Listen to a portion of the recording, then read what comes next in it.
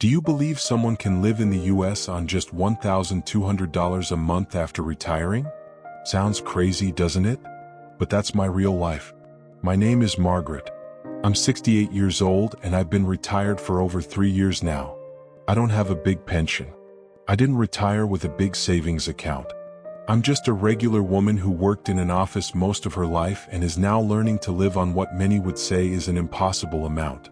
I won't sugarcoat it. The early days were hard. I cried over winter utility bills. I panicked when my fridge held nothing but a few eggs.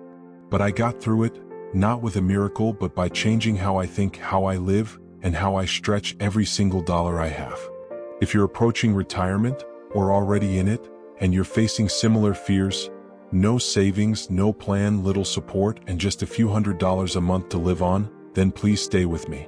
I'm going to tell you exactly what I did, where I live, how I eat, how I budget, and most importantly, how I stay hopeful and happy even on a tight, suffocating budget.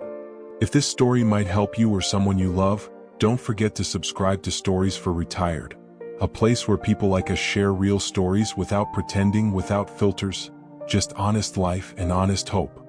I've never been someone with a lot of money. Throughout my working life, I never earned more than $30,000 a year. I worked as an office bookkeeper for a small company in Ohio. Not a dream job, but it was steady. I had a regular paycheck and some basic health insurance. I didn't complain because I knew many had it worse. I started working right after high school. I didn't go to college. My family couldn't afford it and I didn't want to carry student debt for years. So I took a short accounting course and landed a job at a local company, making around $1,000 a month back then. I stayed with that company for over 30 years. I got a few raises but nothing major. By the time I retired, I was earning about $2,200 a month before taxes. I used to dream about a comfortable retirement. But the reality was different.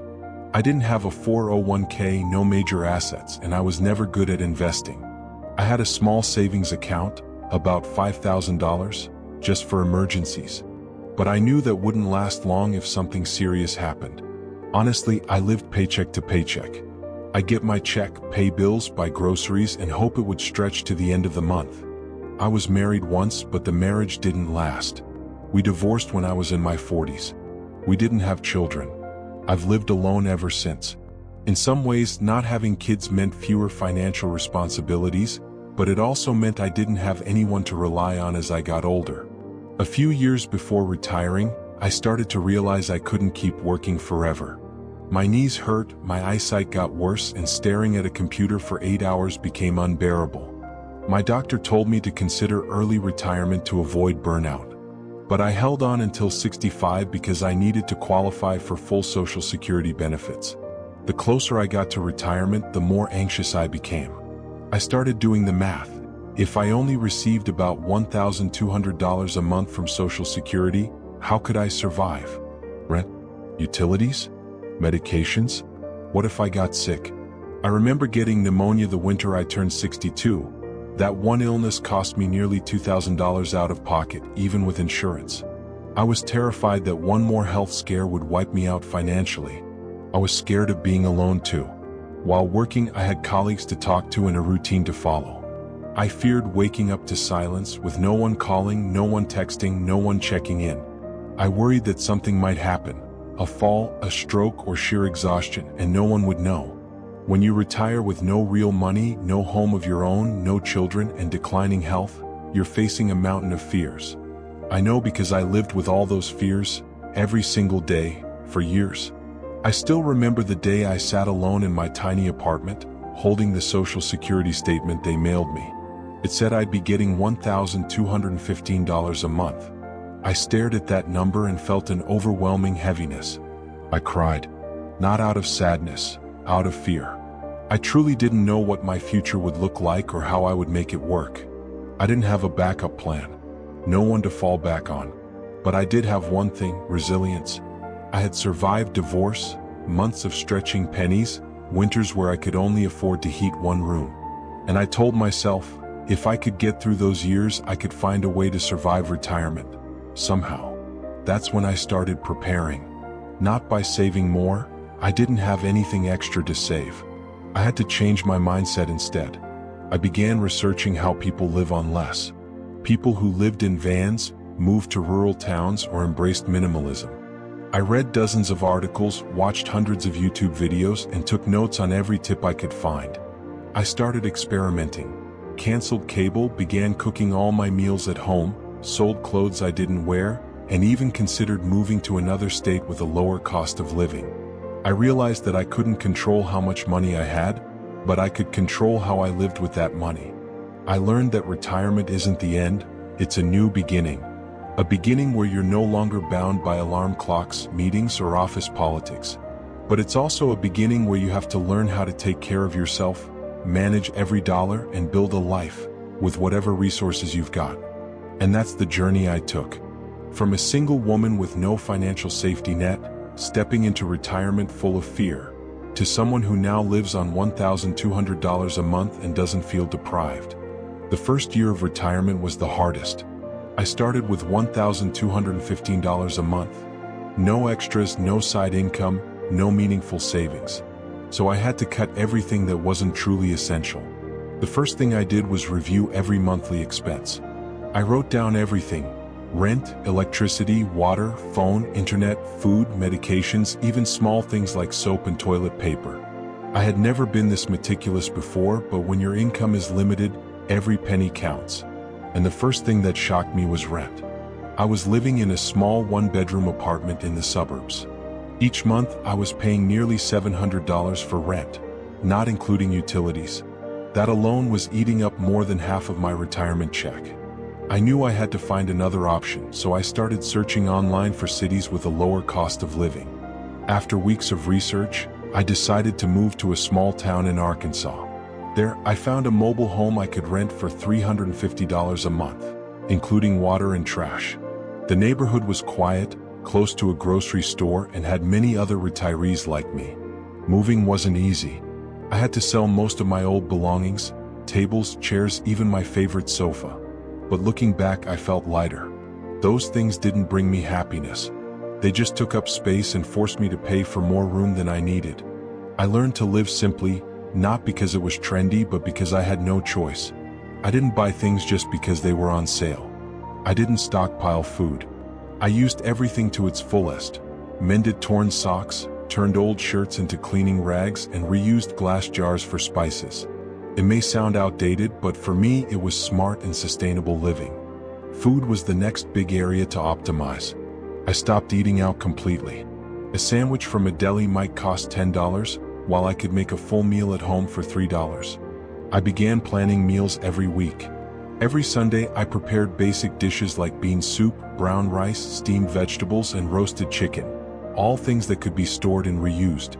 I discovered that cooking at home didn't just save money, it also helped me take better care of my health. I also turned to local food banks. At first I was embarrassed, but when I got there, I saw many people like me, decent, hardworking folks who had spent their lives contributing and now needed a little help to stay independent. At the food bank, I got fresh produce, milk, eggs, sometimes even meat. Those items saved me $100 to $150 a month. As for healthcare, I had no choice but to rely on Medicare. I chose the most basic plan, just enough to cover routine checkups. But I also became more proactive about my health. Walking 30 minutes every morning, drinking more water, eating more vegetables, and managing stress. I practiced simple breathing meditation for 10 minutes a day just to stay mentally calm. I knew that if I got sick, the cost of treatment could wipe me out completely. I also found ways to earn a little extra money. I started pet sitting for neighbors when they were away, just a few dollars a day, but over time it added up to $100 to $150 a month. Once, I even babysat for a friend's grandchild in the afternoon. Not only did it bring in a little income, but it gave me some companionship. I didn't do anything too demanding, but these small jobs helped me feel like I still had value, like I could still contribute despite being retired. Beyond money, I had to face loneliness. At first, the days with no phone calls or messages made me feel like I was slowly disappearing from the world. But I didn't let the loneliness swallow me. I went to the local library. They offered book readings, craft circles, and basic computer classes for seniors. I wasn't tech-savvy, but learning how to use email, video calls, and YouTube made me feel connected again. I also joined a walking group every Tuesday and Thursday morning. We just strolled around the local park, chatting about simple things, the weather, food, the news. But those walks made me feel part of a community, however small. And I didn't hesitate to share my story. Online, I started a simple blog, not to be famous, but just to document my journey. To my surprise, people read it, related to it, and shared their own stories. I realized I wasn't alone. There are thousands, maybe millions, of Americans like me, retired with very little money but still living each day with purpose. When you enter retirement with a limited budget, financial planning becomes extremely important. It's not just about managing the small amount of money you have, but ensuring that you live comfortably, safely, and without worrying about unexpected expenses. Here, I'll share the specific steps I took to effectively manage my finances during retirement on a modest income of about $1,200 per month. 1. Accurately assess your current financial situation. The first and most crucial step is to understand exactly how much money you have, where your income comes from, and what your monthly expenses are. I sat down with a pen and paper and wrote down all sources of income: pension, social security benefits, savings if any, and any other sources such as side jobs. At the same time, I listed every expense: rent, electricity, water, food, medications, even small things like transportation and personal care items. This helped me know exactly how I was spending money, which expenses could be cut, and which were unavoidable. 2. Set up a detailed monthly budget. After knowing your income and expenses, the next step is to create a detailed budget for each month. I divided the budget into main categories: housing, food, healthcare, transportation, and other living costs.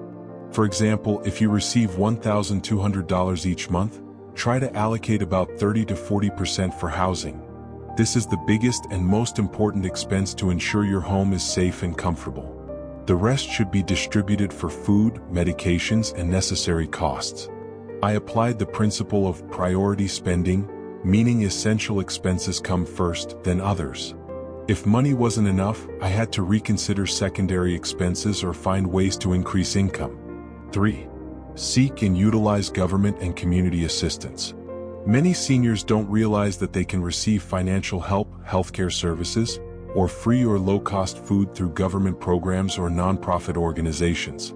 I researched and registered for Medicare, SNAP food stamps, and other local assistance programs. This saved me hundreds of dollars monthly without affecting my daily life. You should also use community services such as senior centers, public libraries, or support groups, places that can reduce your financial burden and increase social connections. 4. Cut and optimize expenses. When your budget is tight, cutting costs is not just necessary but a vital life skill. I learned to distinguish between wants and needs, only spending on what was truly necessary. For example, I moved to a place with lower rent, stopped buying unnecessary furniture, and always sought cheap or second-hand items. For food, I shopped at farmers markets or discount stores, cooked at home instead of eating out, and limited consumption of expensive or unnecessary foods. I also carefully controlled electricity, water, and utilities usage to avoid high bills.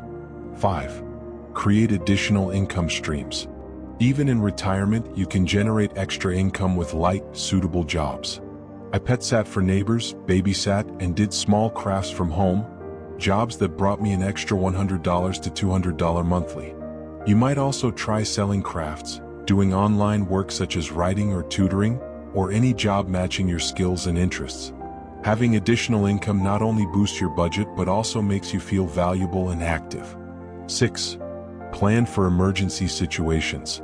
Unexpected things always happen: illness, home repairs, or sudden medical costs. Therefore, you need to set aside a small emergency fund. I started by saving 5 to 10% of my monthly income. Even a small amount gave me peace of mind when facing difficulties. If saving much isn't possible, at least know about emergency healthcare or community services that can help in urgent situations. 7. Long-term spending plan and regular updates. Financial planning isn't something you do once and forget. I regularly tracked my budget, recorded expenses, and adjusted when necessary. If any cost rose or income changed, I revised the budget to avoid deficits. I also set small goals like paying off a small debt, buying needed items, or scheduling regular health checkups. 8. Use technology to manage finances. Although I was not tech-savvy at first, using a smartphone and expense management apps saved me a lot of time and effort. Many free apps help you record daily income and expenses, alert you when you exceed your budget, and remind you of bills to pay. You can also watch tutorials on YouTube or join classes for seniors to get familiar with technology and make money management easier. Planning your finances for retirement on a limited budget is not easy, but if you're persistent and organized, you can live peacefully, cover your needs, and enjoy your retirement years. I hope these shared tips help you on this path. After many years living on a tight budget during retirement, I've learned that living simply doesn't mean living deprived or losing the value of life. On the contrary, it is the way to enjoy life in the fullest and most meaningful way. Living simply doesn't mean giving up everything you love, but rather knowing how to choose what truly matters and is necessary for yourself. When I learned this, I began to feel life was lighter, my mind more peaceful, and everything became clearer. One of the greatest lessons I've learned is this: financial freedom doesn't come from having a lot of money, but from knowing enough. You may not have a full bank account, but if you know enough, appreciate what you have, and use money wisely, you will feel much freer. I used to think happiness came from earning lots of money and having many possessions, but in reality, that often brought me more stress and worry. When I accepted my financial limits, planned carefully, and focused on simple but precious things, I found life became much more meaningful. The most important things in retirement life are not how much money you have, but your spirit, connection, and gratitude. A strong spirit helps you overcome difficulties. Connections with family, friends, and community bring support and joy, and gratitude adds value to life by making you realize you are fortunate to have beautiful things, even if small. During this time, I often spent time talking and sharing with people in similar situations and joining senior community groups so I wouldn't feel alone. Those relationships not only eased my difficulties but also gave me positive energy to maintain optimism. Additionally, I learned to be grateful for simple things like a good meal, a peaceful morning, a good book, or a call from a loved one. Each small thing contributes to great happiness. This is when I realized that money, although important, is not everything. Life is more meaningful when we appreciate the present, slow down, and enjoy every moment. If you are worried about finances in retirement, remember you are not alone. Everyone has their own story, their own challenges, but also valuable lessons to share. I hope my sharing can inspire you to find peace and happiness, no matter which stage of life you are in. Start by living simply, knowing enough, and appreciating what you have. That is the key to unlocking true financial freedom and happiness.